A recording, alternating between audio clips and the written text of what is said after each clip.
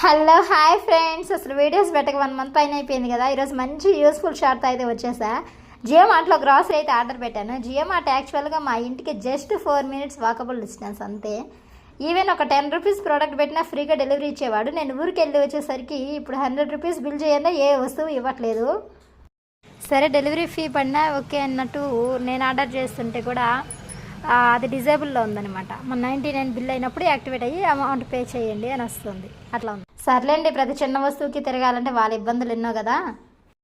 ఈరోజు అయితే నేను మార్నింగ్ లేచిన వేళ విశేషమేమో 5 రూపీస్ ఆనియన్స్ అని ఉండే. సరే అనేసి అలా ఆర్డర్ చేద్దామని చూస్తే 100 రూపీస్ బిల్ చేయాలన్నారు.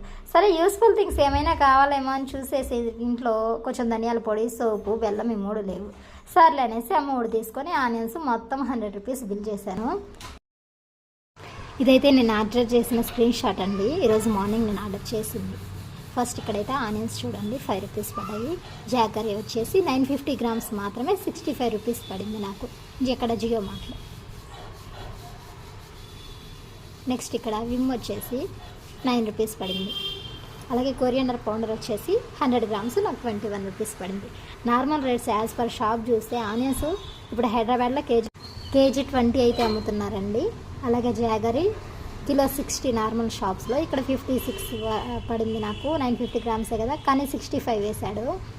విమ్ సోప్ అంటే 9కి 10 రూపీస్ పడింది. కొరియండర్ పౌడర్లో 1 రూపీ ఎక్స్ట్రా పడింది. ఆ 1 రూపీ విమ్లో కవర్ అయిపోయింది.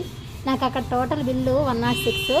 టోటల్ నేను 100 పే చేసా. 6 రూపీస్ నాకు వర్త్.